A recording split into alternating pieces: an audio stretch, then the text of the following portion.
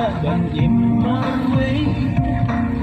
na mariang ayah pilabot ng aublay kunjuk ngaru malam hamne hafrate shisha kemakian lòng cung karu lam umayna lòng cung usim lam kahiba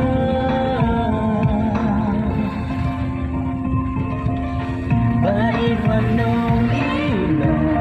yang syidang lanting aku lartanya Hanbang kekisi umurang kapan pun Nadabila kabot cinta syibun kima Ngandam keran ngandam ay warna juga Kimban hari Kamen sih Hawakiran hafin da jimbang jingkusai Barok kenjangan mahabang uyakan Jing ijong ilatik langin ya syambiang Hakaway pagkari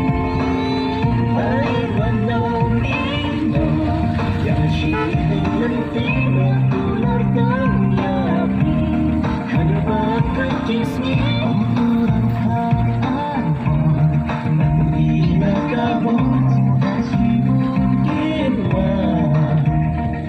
Ngandam kedang ngandam aliwat lajengnya Kimwan